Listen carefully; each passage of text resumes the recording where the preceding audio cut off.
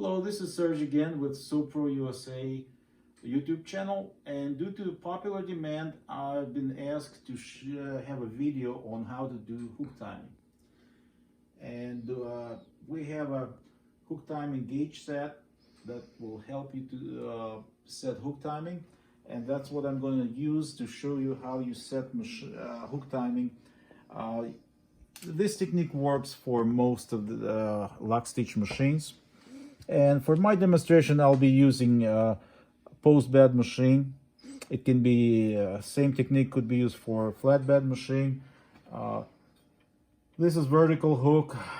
You can use the same thing on horizontal hook. So in my hand, I have the same hook like you see in this sewing machine, and this is a needle. For demonstration, I want to show you what we mean by hook timing. So basically, the needle goes all the way down, and it comes up. Whatever your machine called 1.8 or 2 millimeter or 2.4 millimeter, at that point, when needle comes up from that bottom and hook point meets with the needle, at that point is somewhere in the middle of the needle. That's where proper hook timing. Basically, that bottom and when needle bar comes up, proper gauge setting, whichever it is on your machine, the hook and the needle meet. So we have this gauge here, anywhere from 1.6 to 2.4, and a clamp. I just showed you on vertical hook, same thing on horizontal. On your horizontal, you'll have a hook rotating this way, a needle. So basically, when needle comes up and a hook, they meet together same way. Just instead of vertically, here the hook rotates horizontally and in the same way.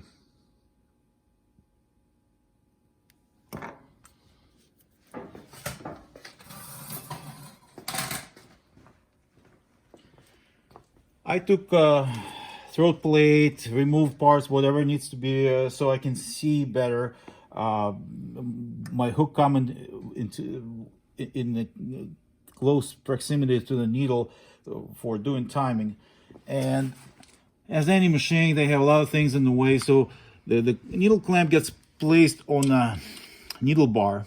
But first, what you do, you set needle that bottom. You try to rotate the machine until you hit the bottom point, and you leave it there. Then you place a clamp, and you have to keep in mind, if you place clamp like this, it's gonna hit something else before it reaches. So you got to make sure position it in the right place where when you remove your gauge, when it comes up, so it hits against what you're measuring against. So I'm sticking my gauge here, and I'm turning my clamp.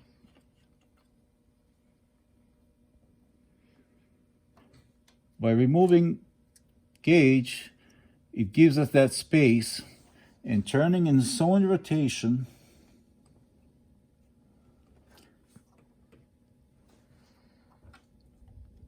you make sure it's tight enough so when you turn it doesn't move, and once it hits against that frame, it's supposed to be needle hook point and needle meet just about in the center, and that's how you set your hook timing. Every machine has different place to set hook timing. You need to know where exactly and where the proper place to hook check, make adjustments. Like in this machine, it's on the bottom, it's on the shaft. You're loosening the gear.